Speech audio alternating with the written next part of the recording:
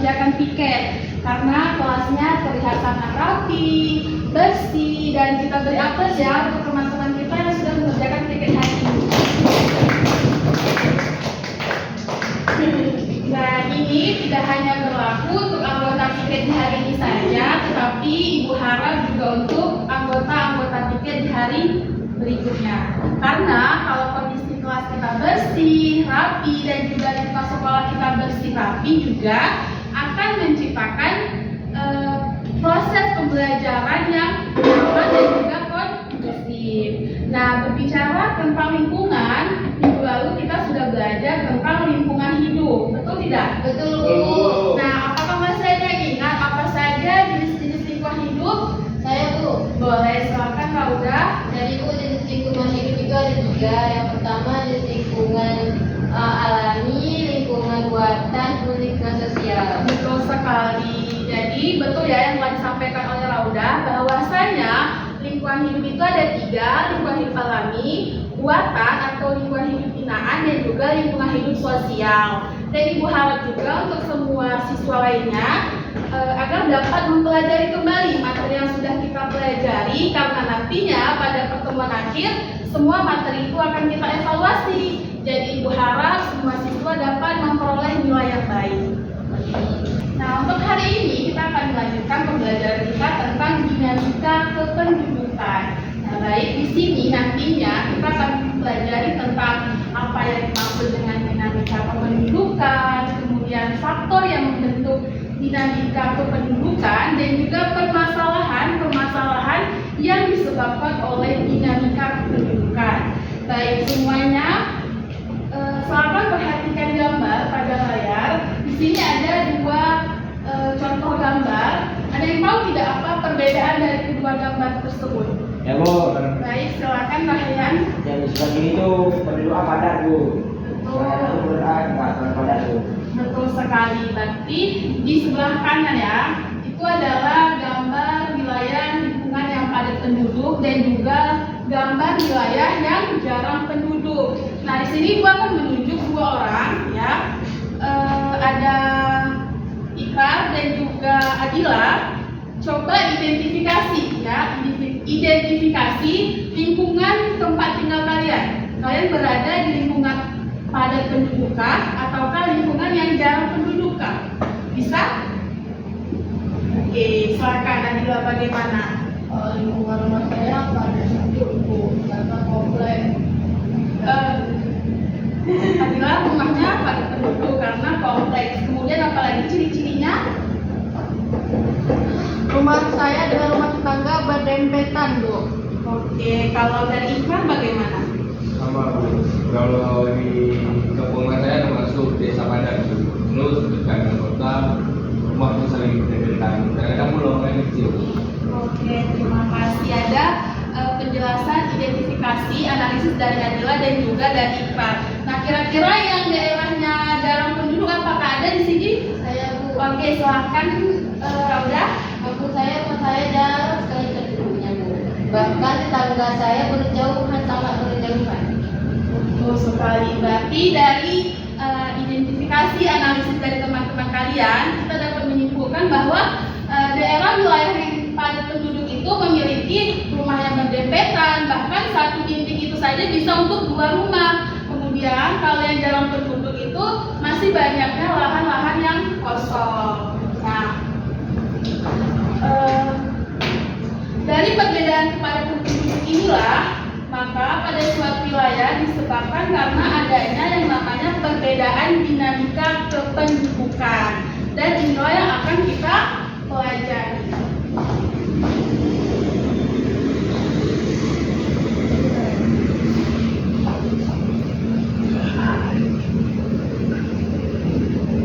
Dinamika kependudukan.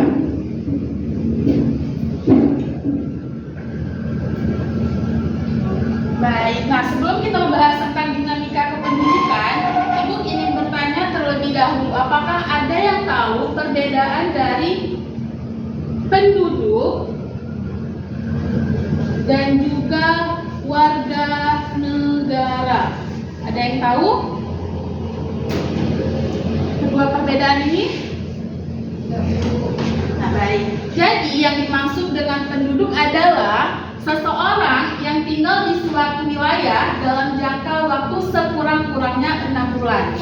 seseorang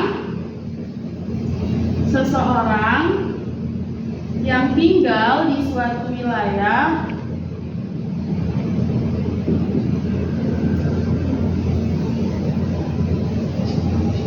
dalam waktu sekurang-kurangnya 6 bulan. Nah, sekarang Ibu tanya, kalian termasuk penduduk Indonesia kah? Yang Termasuk, berarti di sini dapat dicirikan yaitu WNI. Nah, sekarang Ibu tanya, semisal ada seseorang dari negara Cina datang ke Indonesia, mungkin ada pekerjaan ataupun keperluan, dan beliau telah menetap selama 8 bulan. Apakah bisa kita katakan sebagai penduduk Indonesia? bisa, Bu. Bisa atau tidak? Bisa. Bisa? Bisa. Bisa, betul. Jawabannya adalah bisa, karena kan tadi kita sudah mempelajari tentang pengertiannya, sekurang-kurangnya 6 bulan. Berarti di sini adanya WNA. Nah, kalau untuk warga negara ini biasanya dicirikan oleh adanya kartu tanda penduduk atau yang disebut dengan KTP. Apakah semuanya sudah memiliki KTP? Belum. Sudah, Bu. Belum. Berarti ada yang sudah memiliki KTP, ada yang belum. Berarti warga negara itu adalah seseorang yang memiliki kewarganegaraan. Orang yang memiliki kewarganegaraan. Jadi yang dimaksud dengan warga negara itu adalah orang yang memiliki kewarganegaraan, baik itu warga negara Indonesia ataupun warga negara lain. Nah, semisal Adila suatu saat nanti memiliki kesempatan untuk keluar negeri, mungkin ada pekerjaan ataupun melanjutkan pendidikan. Nah, misalnya ke negara Jepang.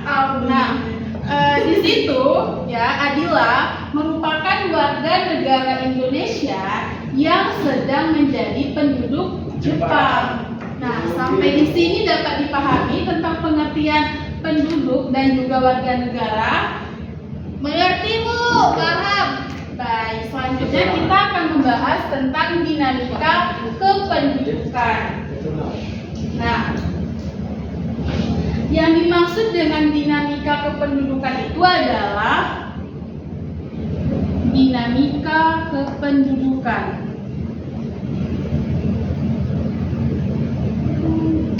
Perubahan jumlah penduduk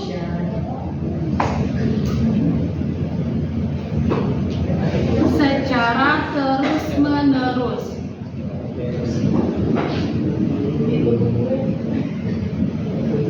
Nah, baik itu kondisi penduduknya bisa kita turunkan dalam kelahiran, kematian maupun perpindahan, yaitu migrasi. Nah, di sini mungkin kenapa kita harus mempelajari dinamika kependudukan ini pada pelajaran geografi?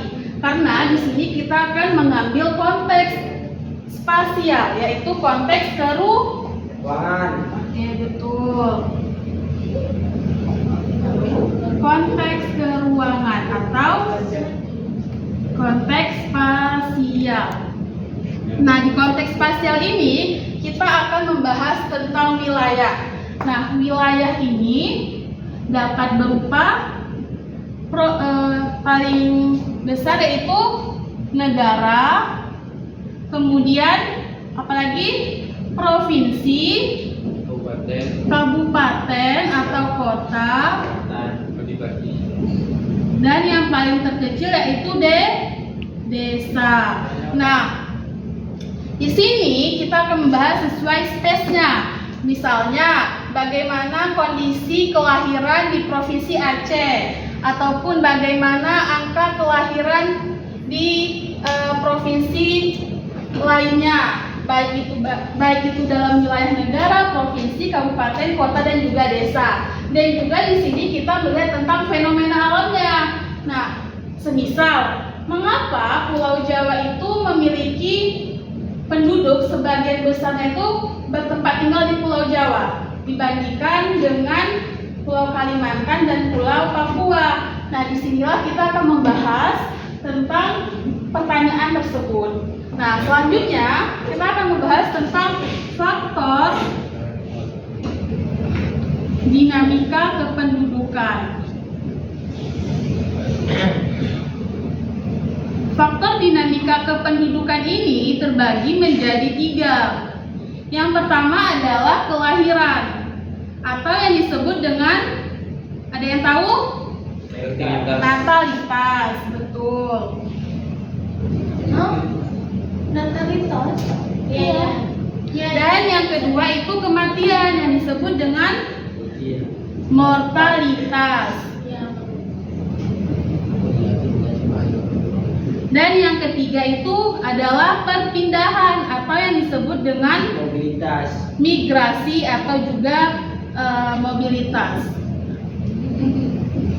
Nah, faktor dari kelahiran ini, faktor kelahiran, faktor kematian, faktor perpindahan ini, ya, ada namanya faktor pro, ya, dan juga faktor anti. Ya, misalnya dari kelahiran adanya anggapan bahwasanya banyak anak, banyak rezeki. Nah, itu dari bagian pro-nya. Yang tidak pro-nya yaitu yang antinya, anti dari natalitas itu yaitu banyak anak menjadi sebuah beban bagi orang tua. Seperti itu contohnya. Kemudian untuk kematian, untuk bagian pro-nya kurangnya fasilitas kesehatan, dan untuk antinya itu kebalikannya, banyaknya pusat kesehatan atau kesehatan yang memadai. Nah, untuk bagian perpindahan dan migrasi ini tidak akan ibu bahas. Kenapa? Karena bagian ini masih panjang, ada pembagian lainnya dan ibu takutkan tidak cukup waktunya. Nah, selanjutnya ibu akan membagikan satu video yang kalian bisa akses melalui kode berikut ini.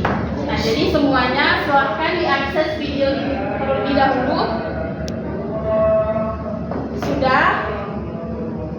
Sudah, Bu. Nah, oke. Ibu akan berikan waktu kalian selama 7 menit untuk menonton, ya, terlebih dahulu video tersebut tentang permasalahan yang disebabkan oleh dinamika kependudukan. Kependudukan yang dihadapi suatu negara cenderung berbeda dengan negara yang dihadapi negara lain. Sedikit aja. Sebagai negara yang sedang berkembang, Indonesia memiliki masalah-masalah kependudukan yang cukup serius dan harus segera diatasi. Semuanya sudah menonton video yang sudah ibu berikan? Sudah. Pada menit ke-6, silahkan anak-anak perhatikan, di situ adanya rendahnya pendidikan di Indonesia yang disebabkan oleh beberapa faktor. Nah, sekarang ibu akan membagikan 2 kelompok, ya, sebelah kanan kelompok 1 dan sebelah kiri kelompok 2. Nah, di situ ada 5 penyebabnya. Kalian bisa pilih satu saja, dianalisis, didiskusikan bersama teman kelompoknya, dan dicari solusinya. Ya, dari 5 tersebut cukup satu saja. Bisa dipahami? Bisa, Bu. Ibu akan membagikan LKPD-nya terlebih dahulu. Ada langkah-langkahnya, silakan dibaca bersama teman-temannya dan diskusikan bersama-sama. Bu.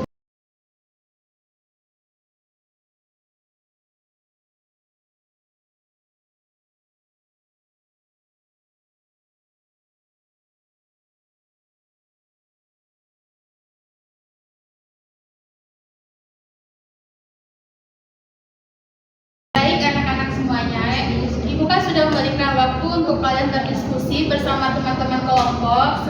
Sekarang kalian dari satu kelompok, satu perwakilan untuk mempresentasikan hasil diskusinya bersama teman kelompok. Dari kelompok 1 siapa yang akan mempresentasikan? Baik, Rauda, silahkan. Sini aja, Bu. Ya, Baiklah, saya perwakilan dari kelompok 1 ingin memberikan solusi dari permasalahan yang ada pada dinamika penduduk tadi, yang mana permasalahannya ialah pendapatan per kapita penduduk rendah sehingga orang tua atau penduduk tidak mampu menyekolahkan anaknya sampai tuntas. Nah, jadi solusi yang dapat kami berikan ialah kalau ini dari pemerintah ya khususnya, karena kan sekolah itu sangat bergantung kepada pemerintah pada umumnya. Jadi mana beberapa solusinya ialah memberikan bantuan dana pendidikan kepada siswa dari keluarga yang kurang mampu. Kemudian menyelenggarakan program bimbingan belajar dan pelatihan keterampilan bagi siswa yang kurang mampu. Kemudian membangun sekolah alternatif dan program pendidikan non formal untuk anak-anak yang tidak mampu untuk bersekolah formal. Baik, terima kasih untuk kelompok 1 dan kita beri aplaus ya. Nah, apakah ada tanggapan dari kelompok 2 terhadap kelompok 1? Tidak ada, Bu. Tidak ada, Bu, udah bagus sekali. Baik, berarti semuanya sudah mengerti ya. Sekarang dari kelompok 2, siapa yang akan mempresentasikan? Ikra, Bu. Baik, silakan Ikra. Baik, perkenalkan nama saya Ikrar Sabti. Di sini masalah yang kami angkat yaitu adalah rendahnya mutu pendidikan di Indonesia. Nah, berdasarkan analisis kami, rendahnya mutu pendidikan di Indonesia disebabkan karena juga rendahnya kesadaran penduduk terhadap pentingnya pendidikan, seperti banyak orang tua yang tidak menyekolahkan anaknya ataupun menganggap sekolah itu tidak penting. Nah, solusi dari kami yaitu mengedukasi orang tua tentang pentingnya sekolah kepada anak, dan kemudian meningkatkan mutu pendidikan dan meningkatkan peraturan atau regulasi tentang pentingnya sekolah ataupun kewajiban sekolah, serta mempertegaskan kewajiban sekolah. Baik, terima kasih untuk kelompok 2 dan diberi aplaus ya.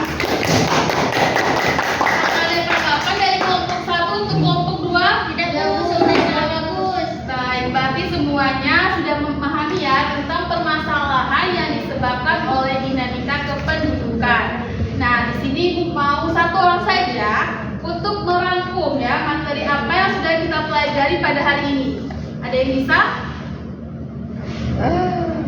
Tadi kita sudah belajar apa saja tentang penduduk, tentang warga negara. Ada yang bisa kembali memberikan pengertian penjelasannya? Saya, Bu. Baik, silakan Rauda. Baik, saya ingin menyimpulkan materi yang telah kita pelajari hari ini, yang dimana dinamika kependudukan itu merupakan perubahan jumlah penduduk yang terjadi secara terus-menerus. Kemudian faktor dinamika pendudukan itu ada 3. Yang pertama itu ada kelahiran atau natalitas, kemudian kematian atau mortalitas, yang ketiga itu adalah perpindahan, yaitu migrasi atau mobilitas.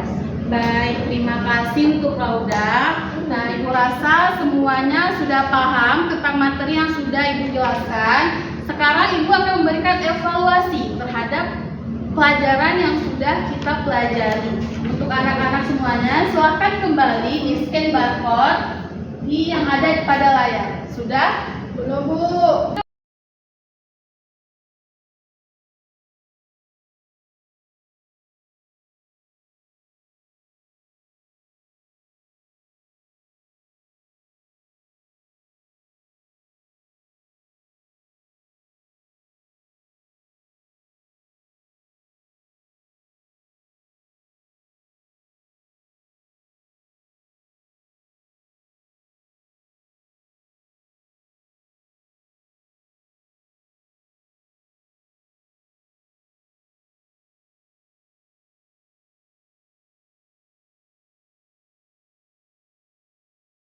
Baik, sudah selesai semuanya? Sudah, Bu. Bagaimana hasil kuisnya? Apakah hasilnya baik? Sangat memuaskan, Bu. Memuaskan, Bu. Ada yang betulnya cuma satu saja? Ya. Enggak, Bu. Baik, berarti semuanya sudah mengerti dan memahami tentang materi yang sudah kita pelajari, yaitu tentang penduduk, warga negara, dinamika kependudukan, dan juga faktor-faktor dinamika kependudukan. Nah, yang seperti yang sudah dijelaskan tadi, bahwasanya untuk pertemuan selanjutnya kita akan mempelajari tentang perpindahan, migrasi atau mobilitas. Jadi untuk anak-anak semuanya nanti bisa dipelajari terlebih dahulu, bisa melalui media sosial ataupun juga membaca buku. Ada yang ingin ditanyakan sebelum kita mengakhiri pembelajaran hari ini? Sudah jelas Ibu. Baik anak-anak. Nah, sebelum kita menutup pembelajaran kita di hari ini, ada baiknya kita menutup dengan berdoa. Berdoa dimulai. Alhamdulillah, akhirnya pembelajaran kita di hari ini sudah selesai. Lebih dan kurang Ibu mohon maaf. Jika ada pertanyaan yang ingin ditanyakan, bisa ditanyakan di minggu depan. Dan Ibu akhiri, wassalamualaikum warahmatullahi wabarakatuh. Waalaikumsalam warahmatullahi wabarakatuh.